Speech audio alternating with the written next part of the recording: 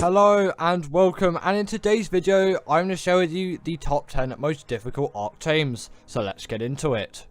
In at number 10 we have the Desmodus, and this is just one of those creatures which, albeit isn't going to be the most difficult tame out there, getting those blood bags for that first Desmodus is definitely going to be a challenge, and also just surviving the whole thing and getting to the area where they spawn is quite a challenge as well, especially when there's so many of them all in one place and you just want to tame one of them and you don't want loads and loads of these things after you. And obviously the getting of the blood bags will be a pain, as it will take ages to extract a blood bag like every 5 seconds from your body, but it's definitely well worth the tame. The Desmodus is one of the most useful tames out there, especially for its sanguine elixir, as it is an absolute taming cheat.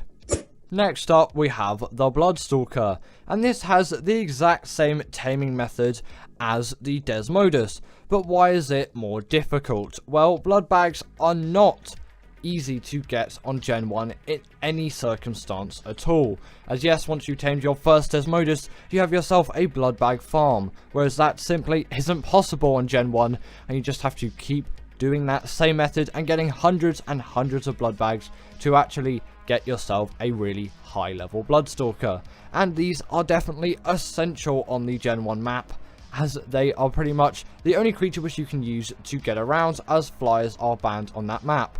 And they're a pretty good shout on Arboration 2, as flyers also aren't allowed on that map, although you do have creatures like the Rock Drake, whereas on Gen 1 this is your only real creature which you can use to travel around at great speed, like the Rock Drake on Arboration. Now next up we have the Giga, and I was going to put the Crocodontosaurus in this spot, but I decided to just discount it on the list, as actually that tame isn't too bad, and it can be somewhat friendly compared to the Giga tame, especially considering how little resource you need for that tame, and albeit sometimes it can be buggy, I would say the Giga tame is still just a little bit harder because of the amount of resource you need for this thing. And yes, you can trap this thing pretty easily, and then you just have to stand there and shoot it, and it's not going to be the hardest tame in the world, but obviously it is still going to be a very difficult one, and considering its size and absolute mass as a creature, you kind of expect that. But hundreds and hundreds of trank darts does definitely take a while to get, and it is pretty difficult to get, as crafting all of those narcotics and then all of those arrows is just going to take a lot of time. And if you're breeding this creature on official, then have fun with raising a creature like this for 2 whole weeks. This is why I am never an Ark official player. Now, next up we have the Golem, and this creature is essentially tamed by shooting cannons into this thing's face, or you can use rocket launchers, but it is a lot harder to do it with that method, albeit cannons' mobilities are absolutely terrible, whereas the rocket launcher you can aim pretty easily. It's just more difficult to actually get it to work with the rocket launcher for it to deal enough torpor before the creature actually dies, as the rocket launcher is more of an attacking weapon where no one, absolutely no one, is going to use the cannon to raid a base in a PvP scenario or anything like that. Rocket launchers with homing missiles will probably be used at some point, and they definitely are used to destroy metal bases, but not cannons. That is kind of more of a taming weapon which can be used to tame things like the Golem and also creatures like the Astrocetus as well. And it definitely does make the tame very difficult, as the cannons are hard to aim and very, very expensive. But it is well worth it, as these creatures are absolute beasts of Scorched Earth, and they can tear through any creature that spawns on that map. Now we have the Basilisk, and this is the first Arboration creature on the list, and actually the next 2 creatures after this are Arboration creatures again. Arboration creatures are actually significantly harder to tame than one may think. And in terms of the Basilisk taming method, it seems very simple on paper. Just get some Rock Drake eggs, that's your only real option on Arboration, but you can use Wyvern eggs, and you can use Magmasaur eggs if you want, and then drop them in front of it without aggroing it, and then it will eat them, and then you have yourself a tamed Basilisk. But aggroing it is very easy, and obtaining those eggs, especially Rock Drake eggs on Arboration, is very, very difficult if you don't have a Rock Drake already. And even if you do have a Rock Drake, it still is a challenge to go all the way down into the red zone and get those eggs and bring them back up. the Basilisk is definitely a hard tame, but a very fun one which you should do at some point, as long as it doesn't bug out, but you know, it's Ark. Now we have the Rock Drake, and you may be telling yourself, well, isn't the Basilisk a harder tame as you have to get the eggs and also not de-aggro it? Well, this kind of becomes a more expensive tame, basically just requiring air conditioners to raise it once stolen, but obtaining that egg and also getting it out without a Rock Drake is very difficult, and you can tame the Basilisk if you already have a Rock Drake, and it will make that tame much easier. But if you don't, then the Basilisk tame may be considered a little bit harder, as there are some extra steps, but you do have to raise this creature as well on top of hatching it, so it is a very, very timely process, which is why I'm putting it higher on this list than the Basilisk. But once tamed, this is a creature which is essential on Arboration, and if you are playing Arboration, then you definitely want to tame these things, as this is pretty much your only real way of travelling around the map like you would with a flyer, and it is a such great achievement once you obtain one of these things, and it is so worth getting one of these things, and you definitely really should try and get yourself a Rock Drake as soon as you can. Albeit they are very difficult tames, it is definitely attainable to an Ark player with any moderate level of experience. And the Reaper had to be on this list. This creature is one of those tames with an immense amount of steps. Again, somewhat seeming simple on paper, requiring you to get this thing down below 1,000 health, get impregnated by it, and then just raise the Reaper baby. But there are so many little things which you'll need to do in between that. Firstly, finding a Reaper, then building a trap to actually damage down that Reaper, then going up to it and getting impregnated by it, which can lead to you dying if for some reason it doesn't want to do the impregnation thing. You can tell its health is low enough when it has a red glow. Then after that, you need to get loads and loads of XP to get this Reaper to be as strong as possible. Then after it's raised, it's going to kill you so many times, and Reaper pheromone glands are going to be used to kind of put yourself in the position that the Reaper mother would be in. But once tamed, it is well worth it, as these are the beasts of Arboration. They deal so much damage, and no creature can really stand against the Reaper. They're even stronger than the Giga, really, in my opinion, in terms of force, and they're a lot smaller in terms of their size as well, and they have a hell of a lot more mobility over something like the Giga. In at number 3 is the Rhino Gnather, and these creatures are very irritating and difficult to tame, as their tame method just has a wealth of steps. And on ASE at the moment, and just into the future on ASE, you will just have a hard time finding these things on the island or Lost Island in any swamp biome, as they are incredibly rare. Whereas on ASA, the spawns are somewhat fixed, and they're really not difficult to find at all. So it's significantly harder on the older version of Ark due to their spawns, but you can always just raise your dino count, do the dino wipe command, or anything that helps the spawning of dinos as long as you're on single players. The dino wipes command, if you wanted to know, is destroy wild dinos, if you didn't know that already. Don't just put destroy all dinos. I can't remember what it is. There's a command like destroy dinos. That will destroy your tamed dinos too, and you don't want to do that at all. So destroy wild dinos, and that is going to dino wipe all of the wild creatures on the map. And in terms of this thing's taming method, you'll want to kill a male Rhino Gnather to get its pheromone, which is a challenge in itself because they have a lot of health and they pack a punch in terms of damage. Then get a Bronto on all of those items which are on screen if you want 100% effectiveness. The Bronto isn't strictly necessary, just use any kind of large creature, but the Bronto is definitely the advised. Then really you want a net gun for this, so net gun it, and then after that you're going to want to damage this thing down to a really low amount of health, as low as you possibly can. You may need to hit it a couple of extra times. I'm using Awesome Spyglass mod here, but that isn't on ASA at the moment, and so isn't the net gun, so you'll need to trap it in that case. And you can always use the magnifying glass if you don't have any kind of mods to see this thing's health. The torpor isn't really necessary. Then you're going to want to feed that pheromone into your Bronto, or whatever creature you're using in this case. I'm not sure what creatures can be used. The Bronto is definitely advised. Then afterwards it will come out of its kind of net trap, and then it will impregnate your dino, which is where you want to feed it all of those resources. Then it will collapse over and your Rhino Gnather baby will be born. In at number 2 is the Shadowmane, and this creature really seems like a very, very simple tame on paper, but in fact it isn't at all. This creature just has a wealth of things which can go wrong with it, namely that this creature will just like to aggro onto everything, and you're going to need things like Gilly and probably a trap as well to do this fully successfully, or at least with the most amount of ease. And then getting the fish at the right size as well can just be a challenge in itself, because you know, Ark is Ark.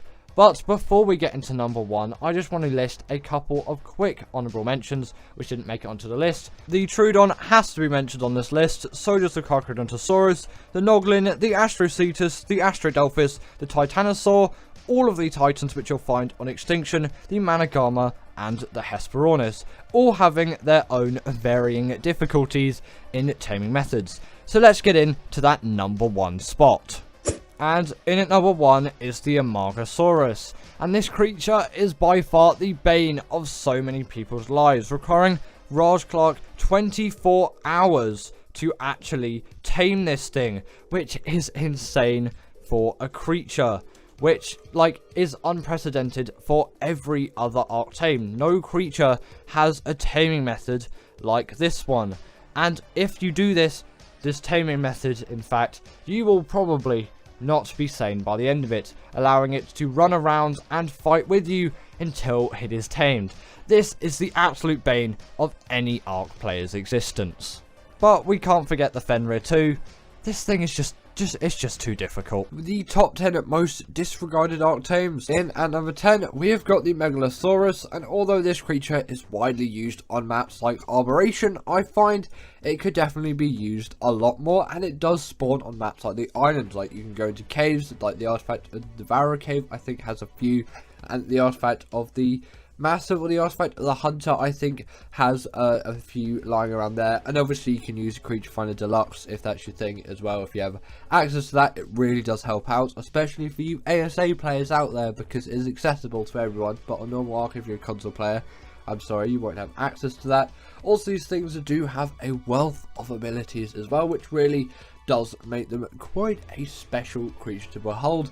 They can just gnash away at small creatures in their mouth with no issues whatsoever. Honestly, it's so easy to kill things like Microraptors. They just simply can't get to you anymore, even though in this case they did. But you know, the thought is there, and I find it often in a lot of scenarios it really does help out, especially when there's not too many of them. If you get loads, then not many creatures are going to be able to ward them off, but the Stego is actually a pretty good shout. But obviously that's not going to be on this list, because the Stego is quite widely used for PvP, and you can actually use this creature for PvP as well. And I know I'm not the biggest PvP player out there, so PvP players out there, feel free to disagree with me if you think this wouldn't be good. But I think considering its size and the damage output, and considering that Oni is really too useful at night time if you're doing a short raid that is not relatively too difficult, these things can be pretty useful, and they're pretty stealthy creatures. But again, if I got that completely wrong, make sure to comment that down below, as I always do. I want to know your thoughts. Just for general PvE use, sorry. These creatures are just really great for traversing around the map, great for defeating the Rock Dragon Arboration, obviously just great on Arboration in general, but I think they're really great carnivores that deserve a lot more respect than they already get. Next up on the list, we have got ourselves the Carbenemes, and although this creature seems just like a pretty useless creature which you'll see all over the beaches on maps like the island, it really is one which can be extremely useful in the early stages of the game, just for general use as an underwater mount, and just as a general mount for getting around the area and just having a little explore. Obviously this creature isn't going to give you the best experience out of every Ark creature, as they are particularly slow, and that can be quite frustrating. But things like Quetzals are slow as well, and they are later game tames, although they are a little bit outdated, and you do find with creatures like this you really do see their age in some regards. And especially if Wildcard did give these things to TLC, I think it would really boost the amount of players that would be using these things, as they definitely could do with a couple of extra features and abilities to make themselves generally just be better creatures. Maybe they could even get the hydration buff underwater, just something quite simple that would just make these creatures a lot better. But I do find their main use is being your first underwater mount in the game. Yes, their saddle can be a little bit expensive, requiring 10 cementing paste, at least I think it's 10 cementing paste, but they can just be really good in those early stages to get yourself those silica pearls and get yourself some oil. Yes, you can get it from trilobites, but I find if you want to get it in some larger amounts and also generally just quicker, unless there's just trilobites absolutely everywhere, I find the carb enemies is just the way to go. They're really useful creatures, honestly very disregarded in my opinion, and I wish people use these things more. Sadly they don't, but you know, maybe in the future. Next up, we have got ourselves the Bloodstalker, and although this unassuming little creature spawning in the bog biome on Genesis 1 seems like it would be used quite a lot, and although yes, it is actually used reasonably widely among players, the Maywing has sort of taken a place as a better travelling mount out there, but that's actually not why I put it on this list. Contrary to popular belief, I think that the best use for this thing isn't just to be an insane travel mount, but is to be that epic underwater ocean creature that you've all been looking for. At least I've been looking for it, and in my recent Ark exploration I have found that the Bloodstalker is an extremely effective creature for use in underwater travel. It really is one of the most diverse creatures in so many ways, especially again linking back to underwater exploration. They essentially have an awesome spyglass, if you will, where you can see the aggros of all the creatures as well. You can't see their health and stamina and all their other stats and torpor and things like that, but still you can see the aggros of creatures, and especially with the lack of visibility in a place like the ocean, it can be extremely useful to know if you need to evade some danger. Also, these creatures just generally are really useful mounts, and I feel like the Maywing has taken too much of the spotlight, if you will. I know it is a really great creature, but I find that if we have a little bit more creature variety in our life, we can find some better uses for creatures, the Bloodstalker being a great underwater travelling mount, and that's my niche that I find it to be good in. But if you find other niches with creatures by exploring with them, I find it can just be really useful for general game development, especially as a PvE player, but I could see how it would possibly be useful in some PvP scenarios as well. In at number 7, we have got ourselves the Mosasaurus, and this creature is here because I feel like with the Mosa, you might think of it as the king of the sea, the top of the top in the ocean biome, but actually creatures like the Basilo tend to get used a lot more, and I feel that is a big shame, considering this creature's size and general status that you might think it would have. It really does not in the world of Ark today, and although yes, they could be widely useful for the Moda boss and just generally underwater killing and just destroying everything in the underwater biome, and they're actually pretty decent for underwater caving on the island as well, they really do need something more, and this definitely does come into needing a TLC, but I find they're disregarded a little bit more than they need to be, as they are still pretty decent, very useful creatures of today. But wildcard, I really do urge you to add some more support to this creature, as I do think they need it. They just need that lift to really become some powerful creatures, as they're just other creatures right now which do it a lot better than this thing. Coming up next, we have got ourselves the Velonosaur, and I feel like this humble creature on extinction really does deserve a lot more attention. This thing spawns in the desert dome on the map, and you know, a lot of people did tame it back in the day, and more people did tame Velonosaurs back when Gen 2 came out with the Velonosaurs, and they definitely just show wildcard does give these things a lot of respect, and I don't think they need really any TLC in any regard, you could say. Although the one improvement could be if you level up the melee damage, their spines, you can call them, they will actually scale with the melee damage, because they don't, only your melee attacks will. But maybe you could say that is a little bit too OP, and I think everyone would be using those if you did do that, but still, these deserve a lot more attention. Okay, the Velonosaur is a really nice niche of a creature which you can't really find anywhere else, and you'll find loads of cool uses for it, and I find that is really useful to have. Again, linking back to the Bloodstalker, if you experiment around with loads of creatures in the game, you'll probably find some creatures that you really like using for very specific tasks. And with this thing, it's just generally attacking creatures from afar, and you'll find it just be quite useful as a general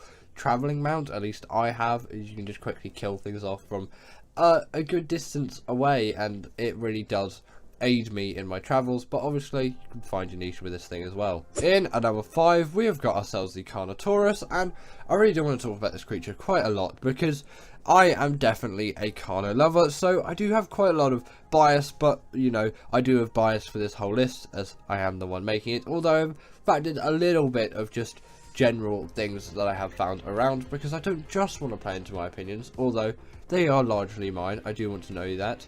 I do want to tell you that, sorry. And also, as always, comment down below what your thoughts are on this list, and if you don't agree with it, then put your suggestions down, as I do want to know, and I want to take feedback from my community to kind of aid my videos and make these top 10s more applicable to you and me as well, because obviously I still want to have the reasoning behind all of it, and if there's some good reasoning for some good creatures, then I will definitely probably morph my decisions slightly, and I definitely have had a lot of decisions morphed by you, so keep that coming, because it really does help me as a person, and you know, just getting loads of different views, it's just really nice to have. And I have quite a nice position in a sense, because I just have access to views where some other people maybe don't quite as much as me, especially as personalized as I get it. But speaking about the Carno, and not you guys, although love you guys a lot more than this thing, the Carnotaurus is a creature which deals the bleed damage, and it's relatively fast and agile, and come on, it's really easy to tame. You'll have no issues with it whatsoever, especially on ASA. These things are dead easy to tame, no issues whatsoever. Just kill the parent Carno as long as it has a baby attached, then boom, you just press a button and you've got yourself a Carno. Obviously you can just lead these things into a trap as well. Sometimes you don't even need a trap, just stand on top of a cliff and then just shoot down on it, and then boom, it's really easy to tame these things, and they're really useful, fast, agile creatures. People usually go for aloes instead, but I find it's a good bridge and a nice creature to have. Now, I often find the Quetzal isn't talked about nowadays, and it really does in a lot of ways sadly show its age. This creature is deadlily slow, if that's even a word. Either way, it's a really slow flyer, and it really did work better when flyer speed leveling was a thing. I know ages and ages ago, obviously you can activate it with mods and whatnot, and there's a setting for it nowadays, but all official servers, as far as I'm concerned, do not have this ability anymore, obviously, since that happened, because they're official servers, they keep it official.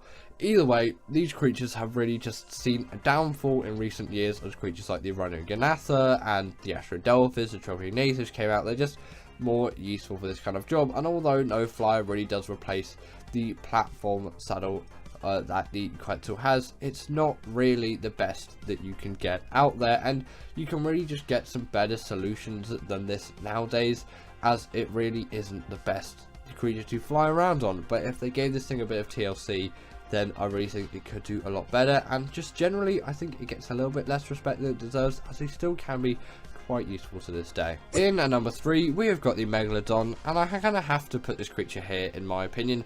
I find like the Megalodon is by far like one of my favourite prehistoric creatures, so again I'm going to have a lot of bias here, but I really like this creature in Ark. I've been taming these things for years and years and years. Really did enjoy when they get the TLC as well.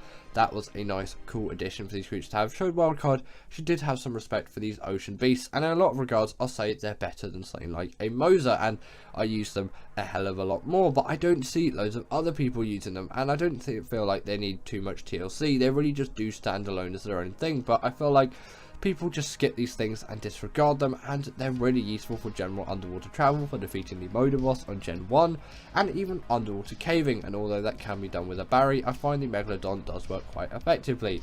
It's just nice to have a Megalodon. It's a really easy to tame, effective, useful underwater mount, and you can do a lot with it. Although its turning circle isn't the greatest, the Wyverns isn't either, so anything about its mobility, you know, there's some really good creatures out there, loads of people use that have terrible mobility, although not the strongest argument I've never heard for these things. I really think they could be used a lot more. Speaking of the Barry, in at number 2 we have actually got the Baryonyx, and I'm going to put this creature here, as with the rise of creatures like the Shadowmane, and also just ever since the Thyla's release, this creature has had a decline in uses, and it goes down, I'm pretty sure, year by year. Less people talk about this thing and less people use it, but it is just so useful for doing any kind of caving. I really think it deserves to be on this list 100%.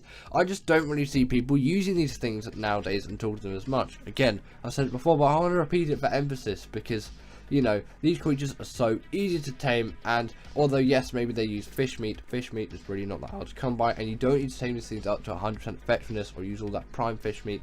unless you're an official, then it is going to take quite a while, but still, it's not the hardest thing to come by in the game, and it is definitely worth the effort because of their insane caving ability. They're also just generally great carnivores to have travelling around the map, and obviously if you right click or whatever the equivalent second attack button is for you, if you're a console player, or mobile player of course, then you can use the spin attack underwater, and it can stun creatures up to the size of a Megalodon. Again, really useful for doing underwater caves. Like I said when I talked about the Megalodon, the Barry is also a great option which can be used, but it's mainly great for caving and also just as a general travelling mount. Again, you can find your niche with this thing, but maybe stick to with what people find this is the best for first and see how you go. And finally, in a one, we got the Crystal Wyvern, and I'm putting this thing here as Wyverns are heavily used by tons of Ark players, and especially considering Ragnarok, as far as I'm concerned, is still the most popular Ark map out there. Not sure what Fjorda's done to that statistic or not.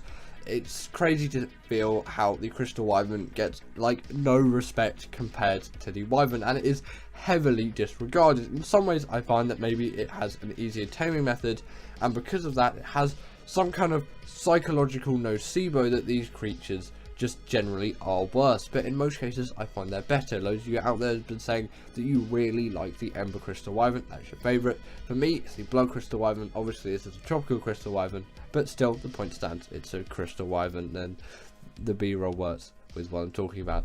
Either way, these things, yes, maybe they are locked behind a level 60 kind of a barrier to actually tame one. You need to knock out one anyway to get the Primal Crystal.